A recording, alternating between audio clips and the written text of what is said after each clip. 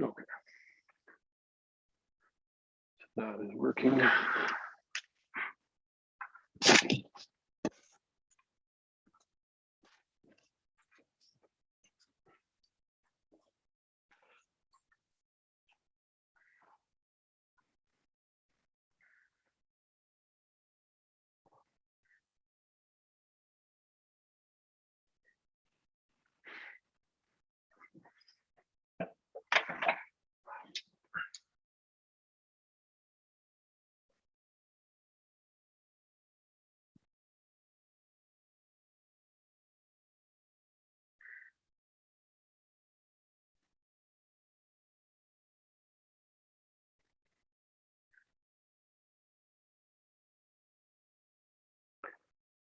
Get this out of the way. So for those of you who are watching, so I have a couple of different setups here just to kind of serve the largest audience. So on the left, it's a fork. So I'd like to play and use a fork to attack. Well, what a fork is where you attack 2 or more pieces at the same time. So that's what we're looking for here. And I'm gonna have to make this a little bit smaller so that we can see the notation on the other one. And then on the right, it's mate and 1. You can probably see that. You should be able to see that at the top. So you can answer a weird camera angle. Oh yeah, because everything's kind of tipped. Yeah, unfortunately, my desk is a bed here. I'm basically in a hotel room. So I'm gonna step away from the camera for a second. I wasn't quite ready to start, but you can think about that in the meantime.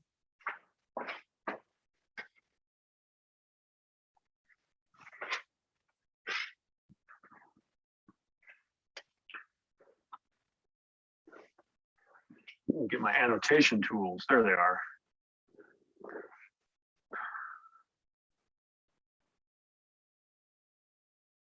Yeah, okay, so I did already have an answer for the puzzle on the left. Just a simple fork. We should always be considering checks, captures, loose and semi-loose pieces. I'm gonna go ahead and, well, I'll go ahead and solve this one I'll show you the answer that was already said by one of the students there in the chat. So rook d6 check. You know, we should always consider every checking move. So that was like the first thing that came to my mind is just that checking move there. So, and I think it evidently was the same for some of you. All right, so that was a fork, and we're going to continue to look at forks here on this puzzle on the left. But I want to write down the 3 things that we should always consider when evaluating a chess position, especially for tactics and whatnot. Where is my type? Text, here we go.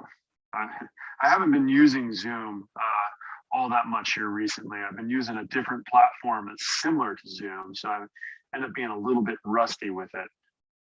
Just want to move this out of my way so I can type. Okay, so 3 things we should always consider. Number 1 is checks. Number 2 is captures. And number 3 is loose. We'll just put a slash semi-loose. Oops. Pieces.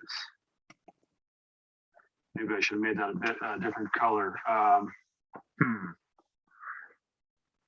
I'll make this one a different color, actually. We're gonna go text. What are my? I should have some color options. Do I not have color options on Zoom?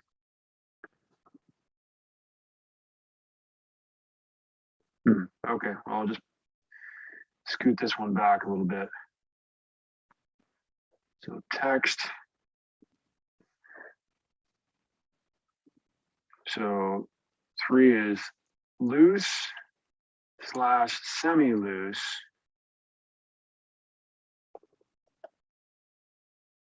Pieces. So these are the 3 things that, you know, at least one of them is involved in all tactics. So if you're thinking about it, oh, I do see that you solved the checkmate there, or I need to take a look at it. So yeah, that's correct for the checkmate. I was just trying to put those three things down. So it was solved in the chat, the checkmate in one, just simply, so we're looking for checking moves and bishop, oops, I need to get my actual mouse back. So bishop takes f6 is checkmate, and that's checkmate in a single move. It's also a fork. I mean, that's a fork but it's checkmate. I mean, you're forking the rook and the king, and normally that would be a fantastic move on its own. But since it's checkmate, well, nobody really cares about the fact that you can kill the rook. And we might make these a little bit tougher, depending on our audience, how we're all doing. We can start doing different puzzles and whatnot as things go. Okay, so. So we got mate in one on the right, and then we're looking for a fork on the left. So it should be a fairly complex fork. The fork is a bit abstract here on the left. See if you see it. But you got to consider, yeah, so you're considering checks. You got to be always on the lookout for possible ways to checkmate. So the white to play, so on the right is white to play. So if you look at the board, if we have the 7th and 8th rank is on the bottom, if the 7th and 8th rank is on the bottom, that means you're playing for black. If the 1st and 2nd rank is on the bottom, that means you're playing for white. So the puzzle on the left, it says at the top, forks intermediate. That one we're playing for black. And the one that has mate in one complex, we're playing for white, and we can checkmate the black king in a single move.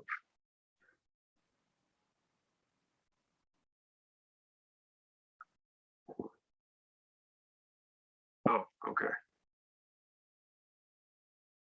Yeah. So we might have to move to something more difficult than, I think we'll upgrade to mate in two. Maybe we'll do one more checkmate in one, and then we'll go to mate in two, because it seems like we're just going to breezing through these.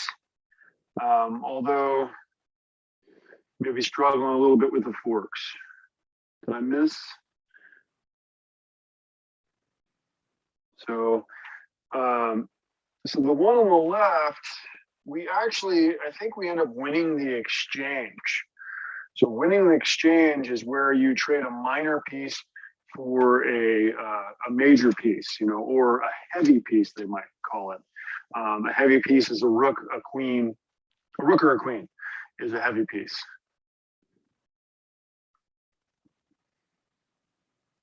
Yeah, the chat is kind of delayed. Okay.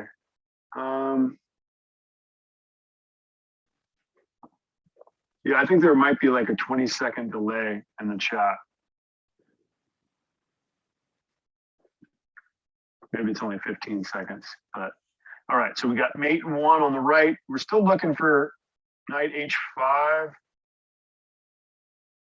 Oh wait, knight at h5 is checkmate. So you're talking about this one over here.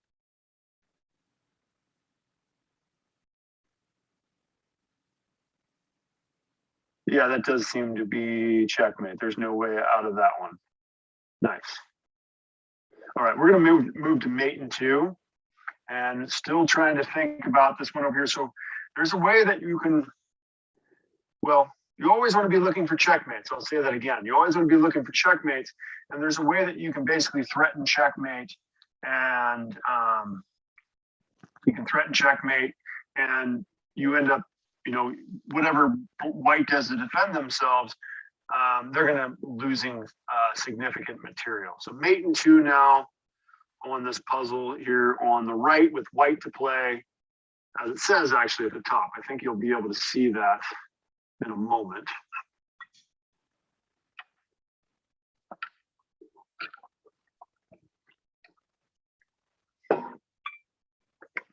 So it actually says what we're trying to accomplish at the top. So if you could maybe put a left or a right or some sort of signifier, let me know. Okay, what one you're talking about. So I see rook e8, but I'm not sure. So we're looking for a fork. Somebody's saying rook e8. Rook e8 isn't a fork. It only attacks the rook. A fork is where you move a piece and attack two at the same time. So knight h5 was a checkmate on the other one. Knight d5. Oh, knight takes d5.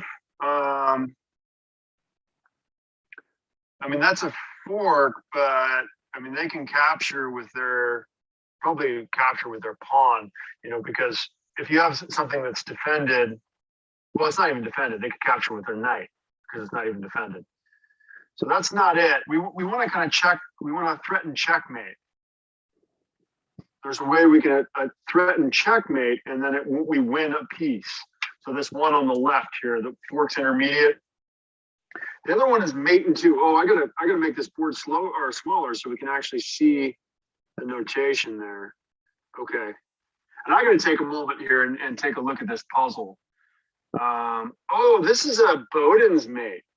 Yeah, this is a Bowden's mate that we're seeing here on the right. So Bowden's mate is a two bishop mate. It's a pretty famous one.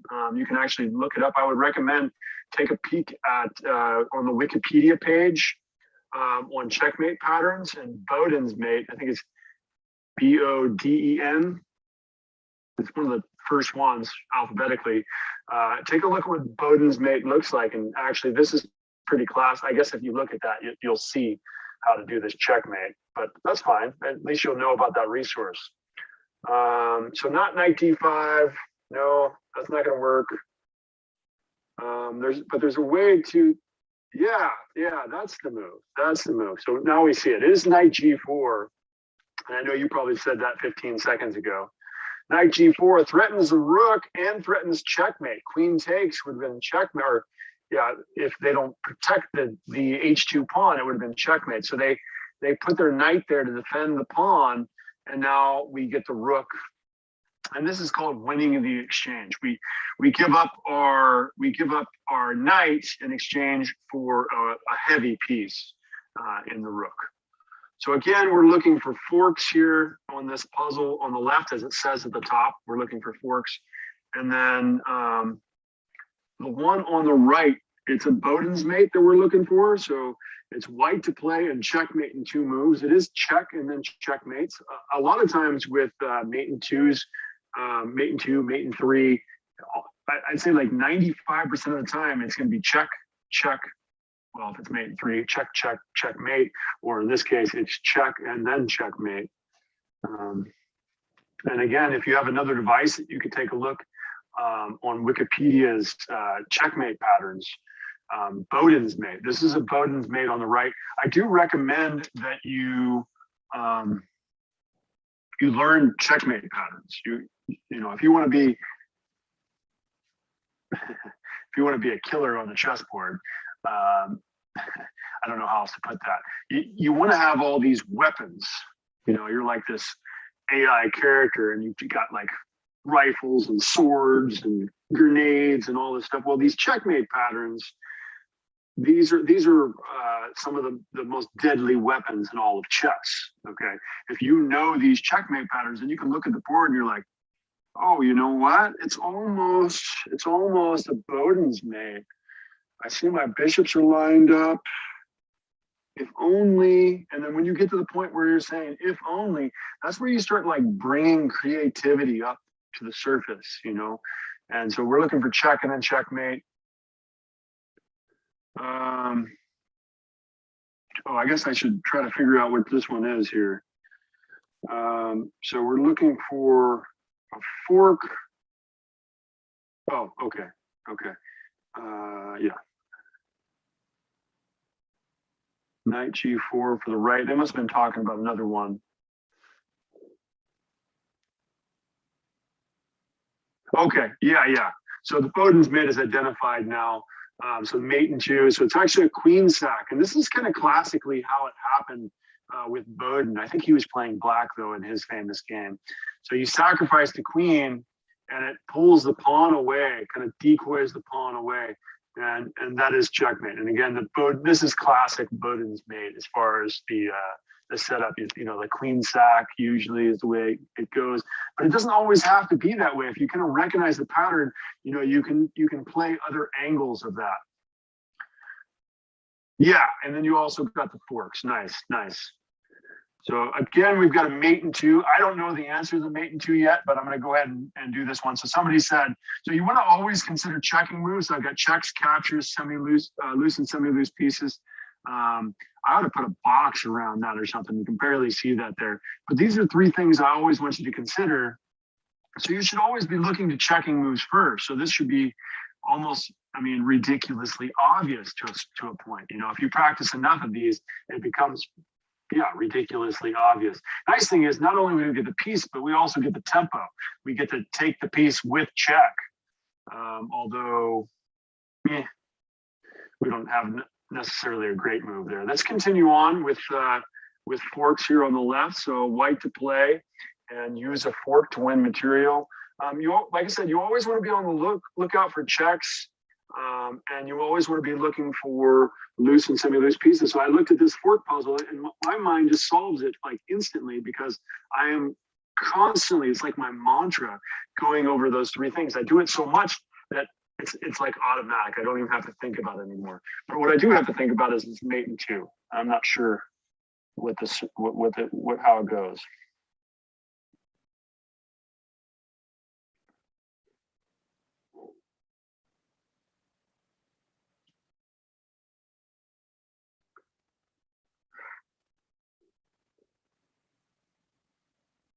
Oh,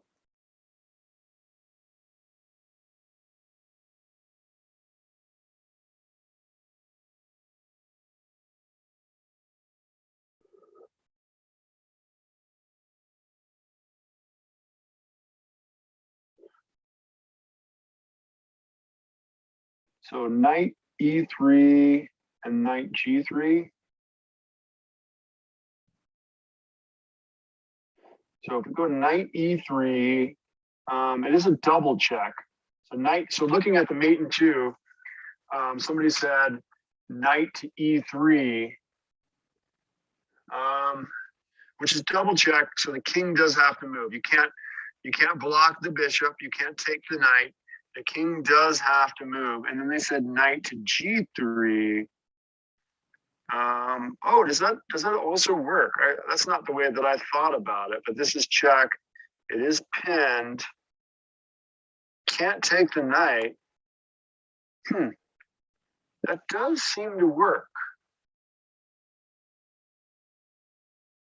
I was actually thinking we could play knight here, knight to F3, which is double check once again. So you can't block the bishop, you can't take the knight, and then, you know, it forces the king to the corner, and then we would take with the queen. But I think both ways works. We'll go with knight to, wait, what did they say, knight to E3? They must have meant knight to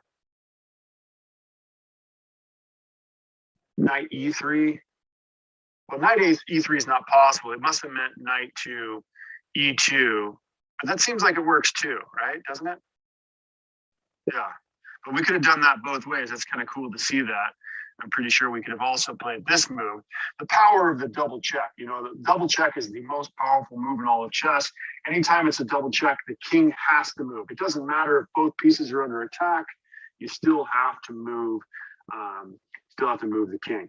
Okay. So still looking at mate and two here. White to play, and I got to take a look to see what the chat's saying about the other puzzle here. What is the move? It is, okay. Yeah, so I do see that the correct move here is in the chat. So again, just looking for checking moves, and the bishop was a loose piece. So if you're looking for checks, you're looking for loose pieces. You should be looking for capture moves too. But with the forks, a lot of times it's not going to be a capture move. Oh, it could be though. It definitely could be. Okay, continuing with forks here on the left, and still thinking mate and two on the right. Of course, it says it at the top of the page. So I got to solve the mate and two. So I haven't even looked at it yet. Okay.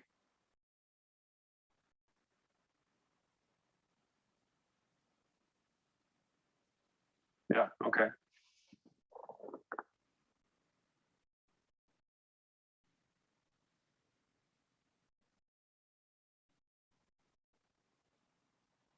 So it does say what we're trying to accomplish on the top.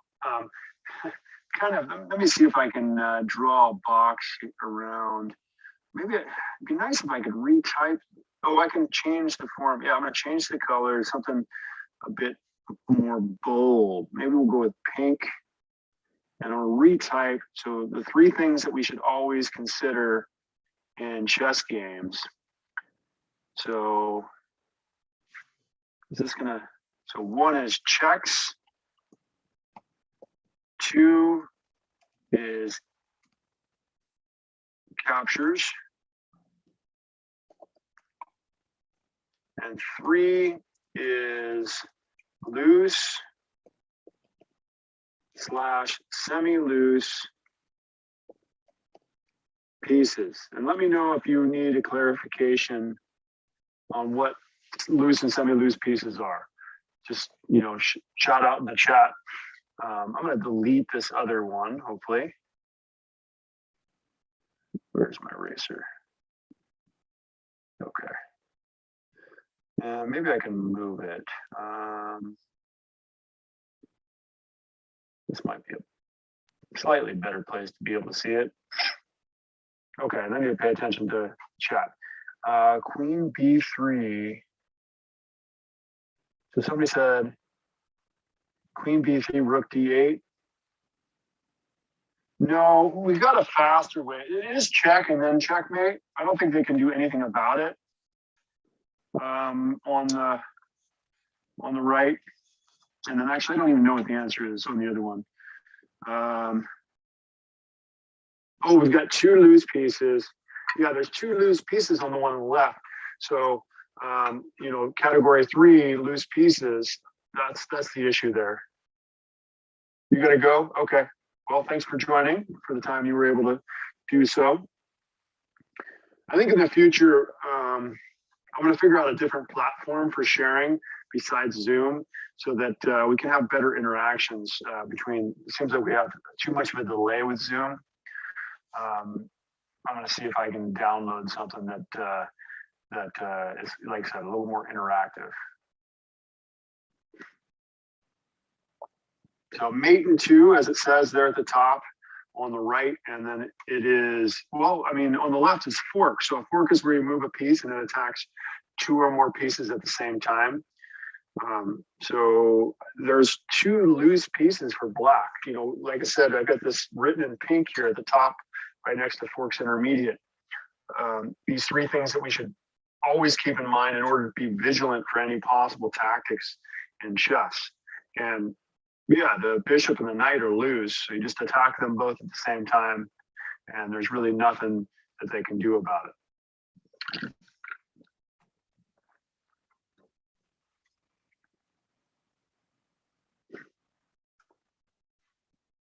So I'll point out what I mean by loose. So a loose piece is a piece that is attacked so a loose piece is a piece, not a piece that's attacked. It's a piece that is just simply not defended. So the bishop is not defended and the knight is not defended. So here we have 2 loose pieces. If you can find a way to attack them both at the same time, then you are set. So we can actually play queen to c4. Queen c4 attacks both of those pieces at once. I can't save them both, so they actually just sacrifice their knight to hopefully give their bishop time to flee. So yeah, now their bishop's going to run away. I'm not sure how we continue from there, but that solves that one. Okay. Oops, so this is something different here. Let's actually look at a different tactic that's switched to pins. So a pin is where you line up 2 of your opponent's pieces with your attacking piece. Whoops, I'm going to go ahead and erase these squares real quick. And so I'll go ahead and demonstrate this first one. So what I see is that the bishop or the queen and king are lined up on the same diagonal. That's classic pin territory there. So we can actually line up this bishop. Since the queen and bishop are working together to control this diagonal, we can actually move our bishop. And bishops are really the best at pinning because they're the most expendable of all the pieces that can pin. So only bishops, rooks, and queens can do pins. And yeah, so since the bishop is more expendable than any others, you're just more apt to use them. And then, yeah, so we're going to win 6 points of material here. We could go ahead and take the queen, and we're up 6 points. So that's the pin. So pin is always going to be 3 pieces lined up. This is, let's see. So this one's a bit more complicated. So the pin, how do we play this one? Oh yeah, okay. So again, the 3 things that I have listed there in pink, checks, captures, loose and semi-loose pieces. So talking about the puzzle on the left, it is black to play, and yeah, consider those 3 categories. So we're actually, this one category, we haven't been considering all that much, but you've got to consider all 3 of those categories. You're always looking for every possible check. You should always consider every capture, and you need to keep an eye out for loose and semi-loose pieces. So in this case, there is a semi-loose piece that we can capture. So talking about the pin's intermediate one, so the one on the left. So a semi-loose piece is a piece that is attacked and defended the same number of times. So if it's attacked by your enemy once, but you're defending it once, it's semi-loose. If it's attacked twice and defended twice, it's semi-loose. Thrice and thrice, that's 3, it would be semi-loose. If you have 1 less defender than your opponent has attackers, that would be a hanging piece, which is something completely different. Okay, so I'm not seeing any answers in the chat. So you guys should be able to chat your answers here. This mate in 2 here, there are only 2 checking moves that are possible. So you've got to consider both the checking moves and what your opponent can do in response. So the 2 checking moves would be, we could play rook to d8. Rook to d8 is one of the checking moves we could play. And I think bishop takes rook is the only other checking move. So bishop takes f7. And you got to think about how your opponent can respond to that. And think about follow-up checks at the same time. So you got to think about how we're going to make this checking move and then how we can possibly follow up. But what's going on with the chat? Am I just missing the chat or something? Let's see, I got to go over this way. Maybe.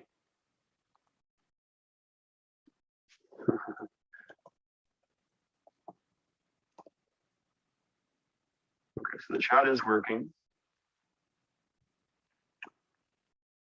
So kind of a prime example, I'm going to go back this direction to get on the other board. So I'm going to go ahead and highlight the semi-loose piece of interest on this board.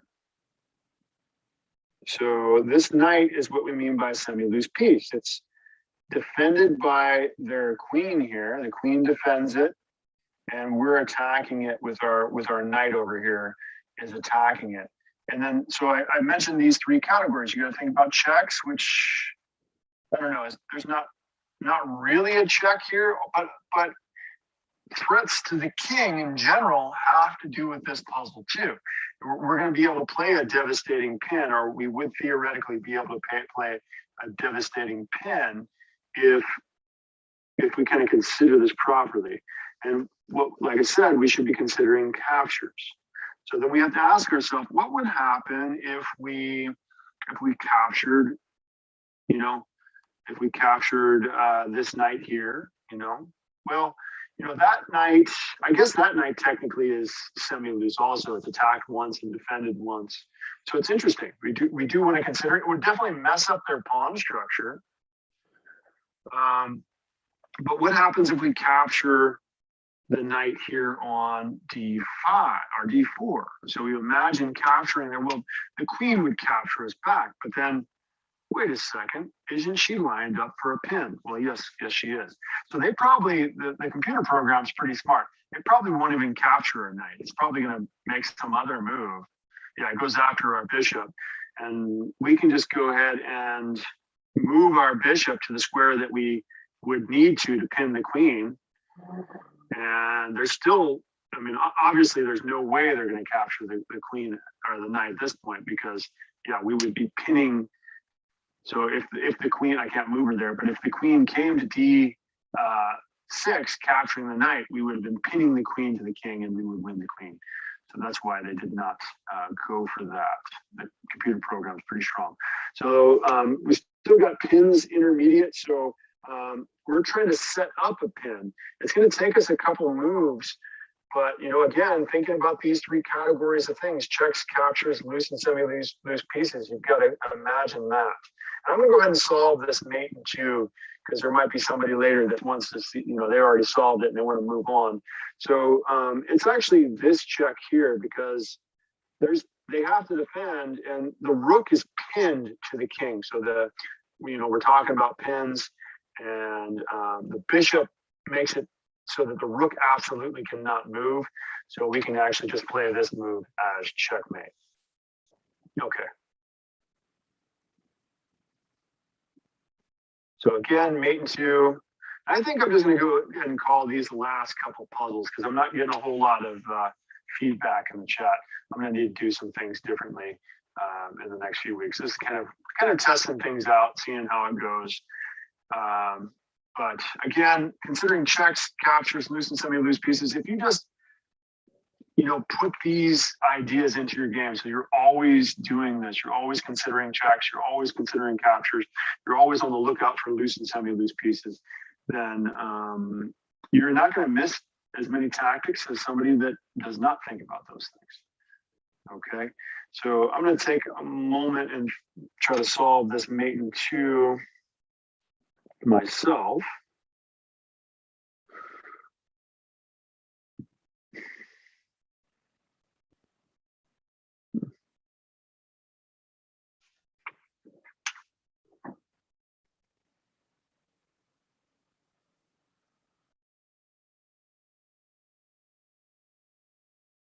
Oh, cool. Is that really it? Okay, think. Interesting. Yeah, okay. Hello.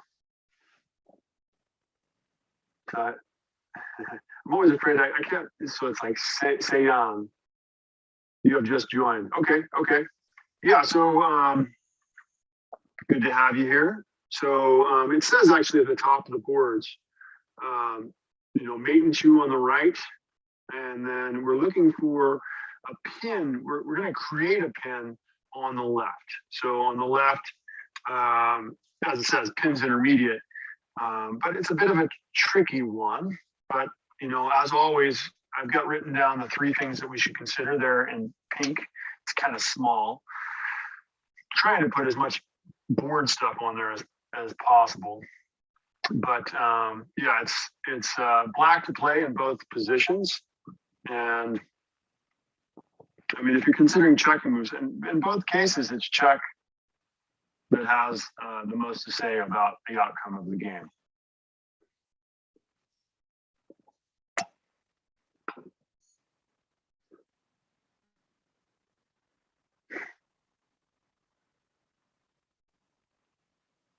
So usually with a mate and two or mate and three, it's going to be check and then checkmate. And that is the case here.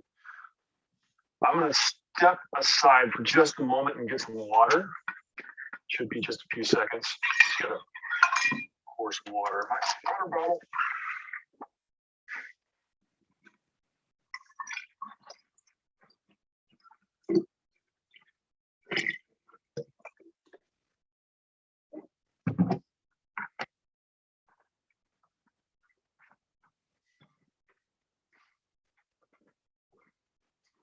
I had a couple of online classes prior to this. Mouth gets a little bit dry.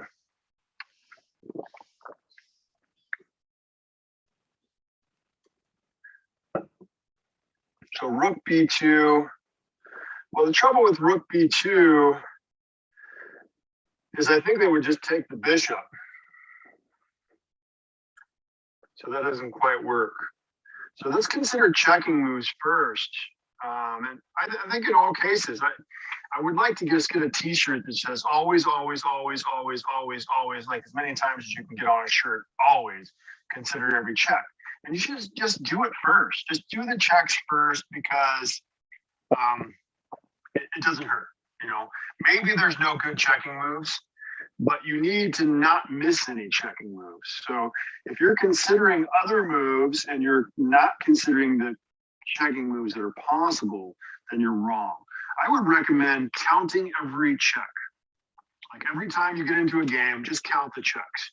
And if you do it enough, you get to the point where, and I say this from experience, your brain just automatically like flashes all the checks before your eyes. I swear, nowadays when I look at a chess position, at least with puzzles, maybe I miss it when I'm playing a game over the board, which that's unfortunate. Anytime you miss a checking move, you're not playing good chess, period. There's no, that's just the way it is. You're missing checks, you're not playing good chess. So always consider your checking moves first. I recommend counting every check that is possible on the board for both sides before you even consider a move. I mean, maybe you consider these checking moves as you're kind of counting them, but you need to make sure you get them all before you think of anything else. So rook b2 is no good. That's not even a checking move. And then the puzzle on the left, it is check and then checkmate. So yeah. So yeah, rook b1 check, and then you got to think, well, okay, so if rook b1, then where does the king go? You know, what is white going to do about that if we play rook b1 check? You know, there's not a lot of options. They're probably not going to block your rook by playing queen to e1. I mean, if they do, that would be fantastic. Let's pretend that they don't do that. They're going to make some other move because they're not going to just want to give their queen up right away, right?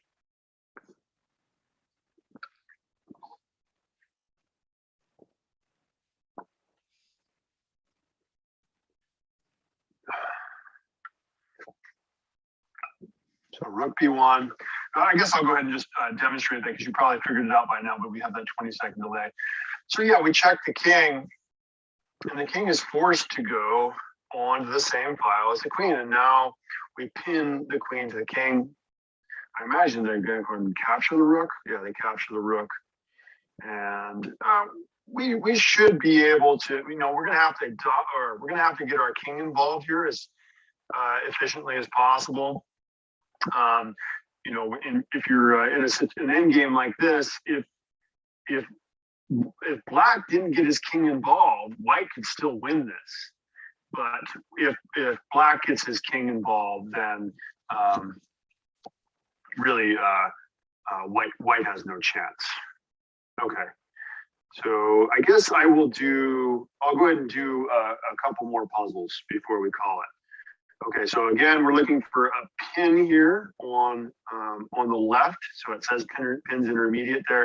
And I'm gonna go ahead and reveal, I'm gonna go ahead and reveal this checkmate because I've been saying it's check and then checkmate. I guess there are two checking moves. I kind of neglected one of them. So, I mean, you could also play this checking move, but you gotta kind of ask yourself how many options they have. I mean, they could capture with the bishop, which means the king has an escape square. They could capture with the pawn. But the other one, for whatever reason, my students struggle to consider this. Like anytime you're sacrificing a queen, they're like, no, I'm not even going to consider that check. I know that's a checking move, but I don't care. I'm not considering, you know, losing my queen. Well, yeah, well, that was it. This is checkmate. Okay, one more puzzle. Go with this one here. So this is another mate and two. So these are the last two, and we'll call it a day. All right, so we got white to play and do a pin on the left, as it says at the top. And it looks like there's a couple different pins, but there's actually only one good pin here. So you got to be careful. So not only do you need to consider every check that you can play, you also need to consider every check that your opponent can play.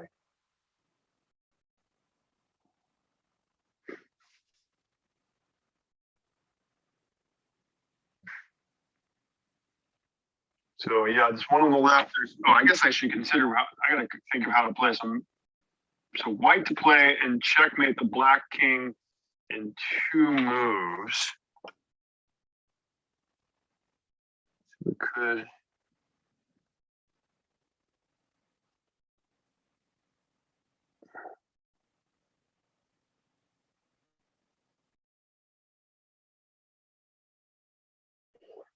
So yeah, just looking at different checking moves.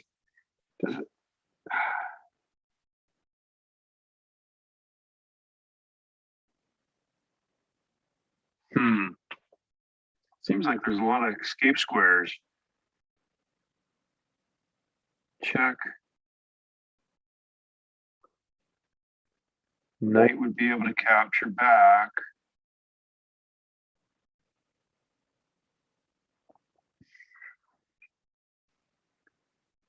Left rook c5. Yeah, see, that's the one that we didn't want to do.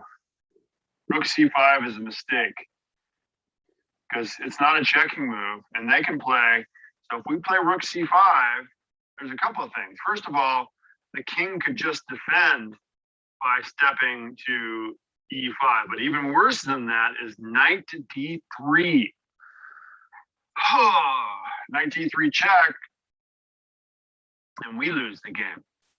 You know, that's knight to d3 check, and they win our rook, and they've got a knight. You know, they've got a king. I mean, maybe we have a chance at salvaging something, but this would be the wrong move.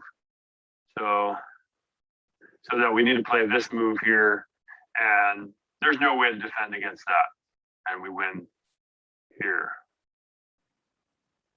And I guess I'm going to give one more pins puzzle while I think about, because I'm not sure how we do the one on the right either. It's a pretty tricky mate in 2. So looking at it, you know, so kind of how I consider these, I need to draw a square. So what I'm seeing is that we have this escape square here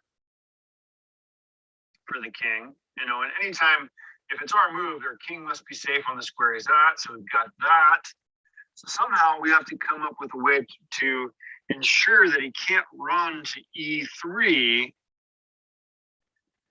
And we have to attack him where he's at. So, I mean, if we take the knight, that doesn't do us any good because he can just capture back with the other knight.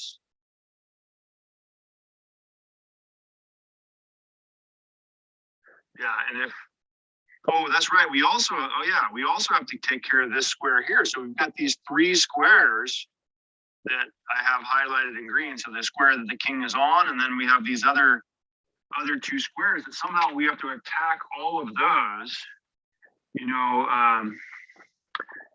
and our bishop is responsible for this square here. Okay. So like taking one of the knights with check, I don't think that's going to do any good because then we just attack with another knight.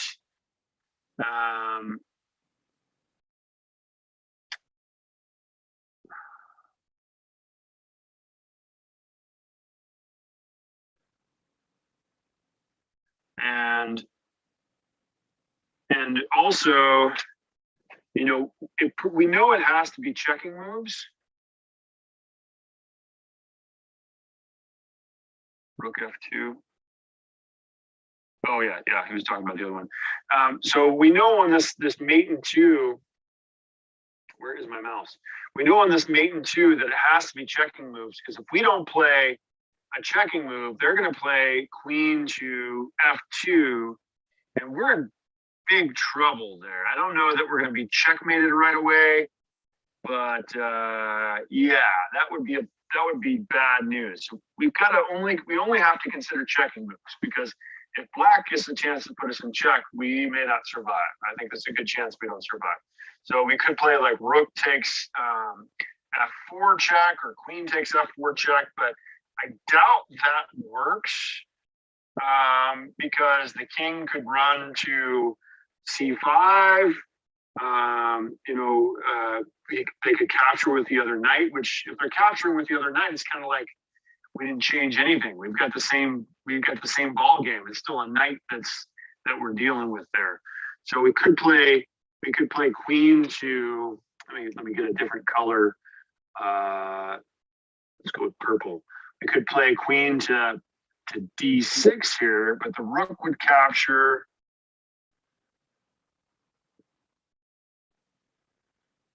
Could play queen to e, and the king captures. Maybe that's it. If the king captures,